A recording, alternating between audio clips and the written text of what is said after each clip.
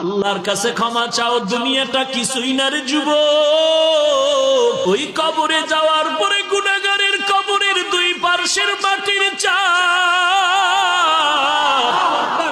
পাজরের হাড় চুরমার হয়ে যাবে। একটা নয়, দুটো নয়, 70 থেকে 99টা সাপের কবর। কবরের ভিতরে জাহান্নামের আগুন। এরে বান্দা, এখনো কি আল্লাহর রাস্তায় ফিরে আসবি না? আল্লাহ দেখায় দেয় দুনিয়ার বিল্ডিং এর আগুনে কত যুবকের লাশ, আর চিৎকারের আওয়াজ, বাঁচাও বাঁচাও। একটু চিন্তা করে দেখ, যখন আগুন লাগছিল শরীরের মধ্যে তখন ওদের কেমন লাগছিল, অবস্থাটা কেমন হয়েছিল। ওরা যখন আগুনের মধ্যে সবাই জানালা দিয়ে হাত দিয়ে কয়, কে আছো, আমাদের বাঁচাও। আমাদের ডানে আগুন, বামে আগুন, চতুর্দিকে আগুন। এই দুনিয়ার আগুন থেকে হাজার হাজার হাজার তাপের মাত্রার আগুন হবে জাহান্নামের আগুন।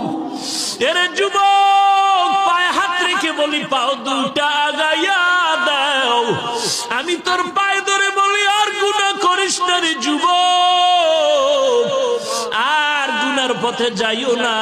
নামাজ পড়ো, পর্দা করো, মা বাবার খেদমত করো, আল্লাহ ওয়ালাদের দোয়া নিয়ে চলো। আল্লাহর কাছে ক্ষমা চাও, দুনিয়াটা কিছুই না রে যুবক। পায়ে হাত রেখে বলি, এই যে বন্যা হয়ে গেল কয়েকদিন আগে, কত মানুষ বন্যায় মরে গেল।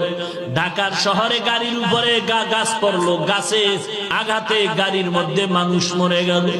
এরে বান্দা, এখান থেকে ঘরে যাওয়ার কোনো গ্যারান্টি নাই।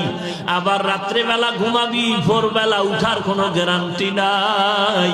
পায়ে হাত রেখে বলি, রে বাবা, তোর মতো যুবক স্কুলে পড়ে নামাজ ছাড়ে না, তুমি কেন পারবা না?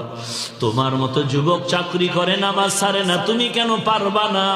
কিসের বাহাদুরি করো? কিছুই না।